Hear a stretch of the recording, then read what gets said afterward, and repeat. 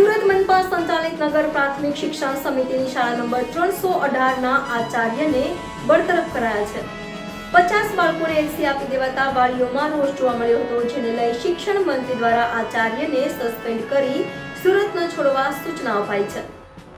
ચાલુ સત્ર અને પરીક્ષા નજીક હોય ત્યારે આવી પરિસ્થિતિમાં ગરીબ વિદ્યાર્થીઓને સ્કૂલમાંથી કાઢી તેમને એલસી આપનાર મુખ્ય શિક્ષક વિજય ઝાંઝરુખિયાને સસ્પેન્ડ કરવામાં આવ્યા છે.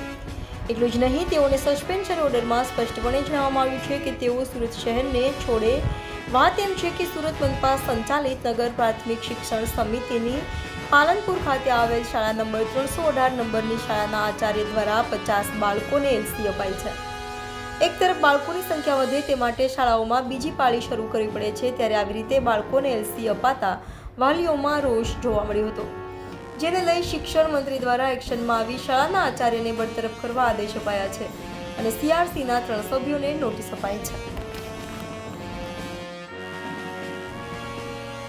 સુરત નગર પ્રાથમિક શિક્ષણ સમિતિ દ્વારા પાલનપુરમાં આવેલી શાળા નંબર 318માં આચાર્ય દ્વારા બાળકોને એલસી આપી દેવાની ઘટના સામે આવી હતી.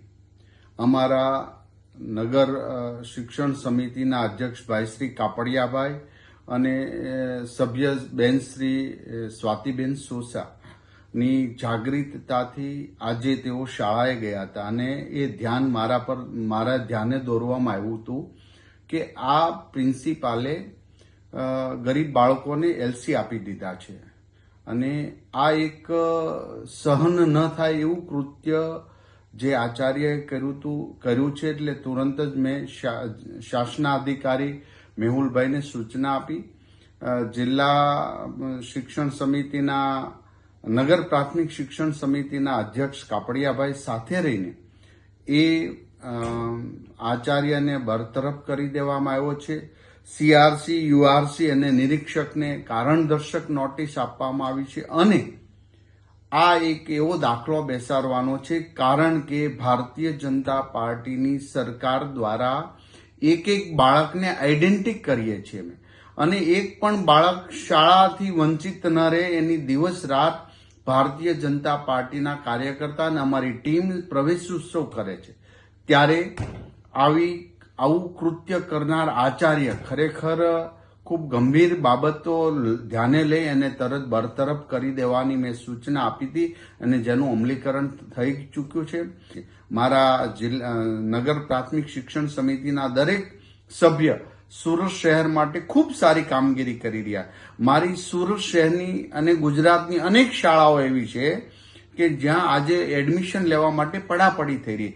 આવા શિક્ષકો ખૂબ સારા કામગીરી કરી રહ્યા. ત્યારે આવો એકાદ વ્યક્તિ જ્યારે શિક્ષણને ન શોભે એવું કામગીરી કરી છે, એ બદલ આ એક્શન લેવામાં આવ્યા છે ને એક પણ બાબતમાં અમે કચાશ રહેવા દેશું નહીં, એને છોડવામાં પણ નહીં આવે. આ એક સંદેશો આપીએ છીએ જેથી કરીને સારા શિક્ષકોને પ્રોત્સાહિત મળે અને સરકાર જે કામગીરી કરવા માંગે છે ગરીબ બાળકોને શિક્ષણ આપવામાં, એ પૂરેપૂરું અમે અમલીકરણ કરીશું. આ છોકરીને એલસી આપી દીધું છે? હા, એલસી આપી દીધું. શાના માટે આપી દીધું? એક છોકરી છે ને સ્કૂલમાંથી ચાલી આવતી હતી. એટલે કોઈક વાર એ તો એમની જવાબદારી છે છોકરાઓને રાખવું, બરાબર, કઈ રીતના રાખવું ને શું કરવું, બરાબર. હવે કેટલા ટાઈમ થયો એમને? 5 મહિના થઈ ગયા છે. અને તમે કોણ થાવ એમના? કાકા થાવ. એમના મમ્મી પપ્પા એક્સપાયર થઈ ગયા છે, તે છતાં પણ એલસી આપી દીધું, બરાબર. એમનું જરાક પણ વિચાર્યું નહીં કે એના મમ્મી પપ્પા નથી, બરાબર. કઈ નહીં, એમને કાલે મોકલી આપો, એમનું એડમિશન આપણે કરાવીએ, બરાબર. ગુજરાતી શાળા અત્યારે કશે ભણવા મૂકી છે ને? ગુજરાતી સ્કૂલમાં. ઓકે. અત્યારે કશે ભણવા મૂકી છે?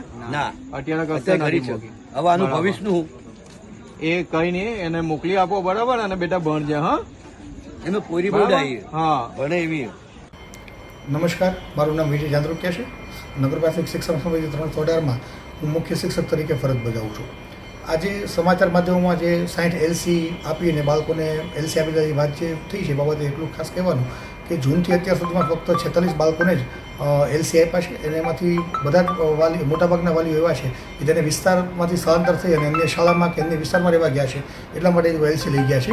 એક બાળકનું મૃત્યુ થવાથી નામ કમી કર્યું છે અને 2 બાળકો એવા છે કે જેને ખાનગી શાળામાં આરટી પ્રમાણે એડમિશન મળવાથી એ લોકોના નામ કમી કર્યા છે.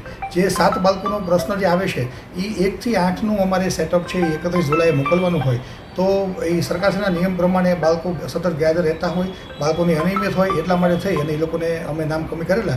અને આજે નગર પ્રાથમિક શિક્ષણ સમિતિના સભ્ય માનનીય સ્વાતિબેન સ્કૂલ ઉપર આવેલા, સવારે વાલીઓ પણ આવેલા અને વાલીઓ હવે રેગ્યુલર મોકલવા માટે સહમત થયા છે. એટલે આપણે એ બધા જ બાળકોને આજે પુનઃપ્રવેશ આપેલો છે. Thank you. ભાઈ સોસા છે. હું શિક્ષણ સમિતિની મેમ્બર છું. ગઈકાલે અમુક વાલીઓને મારા પર ફોન હતા કે અમારા બાળકોના સ્કૂલમાંથી એલસી આપી દેવામાં આવ્યા છે. ત્યારે મેં એ લોકોને એવું કીધું કે કંઈ વાંધો નહીં, તમે કાલે સ્કૂલમાં જજો, આવતીકાલે હું ફરીથી એડમિશન અપાવી દઉં છું. ત્યારે એ લોકોએ મને એવું કીધું કે ના બેન, એમ કે મારા સાથે અમુક 15-17 બીજા વિદ્યાર્થીઓ છે જેના પણ એલસી આપી દેવામાં આવ્યા છે. તો મેં કીધું ના, કદાચ એવું ના બને, કારણ કે સામટા એટલા એલસી ના આપી શકાય. તો એવું કીધું ના, અઠવાડિયા 3-4 દિવસના ગાળામાં બધાને એલસી આપી દેવામાં આવ્યા છે. અને પછી સાંજે એ લોકો બધા ભેગા થયા હતા અને મને ત્યાં બોલાવી. એટલે હું ત્યાં ગઈ એટલે જોયું તો 25-26 બાળકો એવા હતા કે જેના કોઈ એટલું મોટું કારણ હતું નહીં, છતાં પણ એના એલસી આપી દેવામાં આવ્યા હતા. એટલે પછી મેં બાળકોને અને એના માતા પિતાને આશ્વાસન આપ્યું કે તમે કોઈ ગભરાવાની જરૂરત નથી, હું આ બાળકોનું અહિત નહીં થવા દઈશ ને આવતીકાલે હું ફરીથી આ બાળકોને સ્કૂલમાં એડમિશન અપાવી દઈશ. અને આજે હું બાળકોને મેં સ્કૂલમાં લઈ ગઈ અને બધા બાળકોને એના માતા પિતા સાથે સ્કૂલમાં એડમિશન અપાવ્યા. અને પ્રિન્સિપલો પ્રત્યે મેં એક નોંધ મૂકી છે કે જો પ્રિન્સિપલ આમાં દોષી હોય તો એની પર કાયદેસરની કાર્યવાહી થવી